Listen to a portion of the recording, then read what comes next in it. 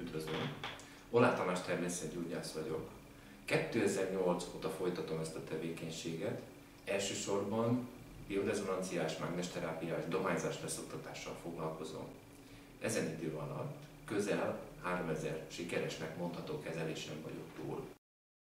A leszokni vágyó olyan jellegű rezonancia hullámokat kap a szervezetébe, amiből fizikálisan gyakorlatilag nem vesz észre semmit, ennek ellenére mégis hatékonyan elősegíti, hogy a szervezetben fölszaporodott méreganyagok, elsősorban dohányzás által bevitt, tehát nem csak a nikotin, hanem kátrány és minden más egyéb égéstermékek is kivezetődjenek a szervezetbe. A rezonanciás dohányzás leszoktatás az arra való, hogy van a hasadon egy elektróda, ami ad egy betápjelet a készüléknek. Van egy tégely elektródánk, ahova előzetesen elhelyeztük az általad elszívott cigarettacsikket.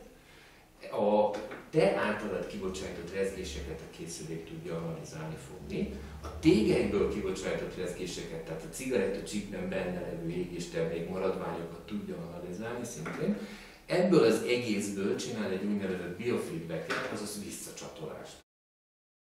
Bármikor úgy érzed, hogy most itt az ideje, most jól esne, akkor megiszol egy nagy pohár vizet. Egyébként is a folyadékfogyasztásnak őrült jelentősége van. A terápia egyébként is kiegészítődik ezzel a történettel, és tulajdonképpen úgymond kimossa, kitisztítja a szervezetedből ezt az egészet.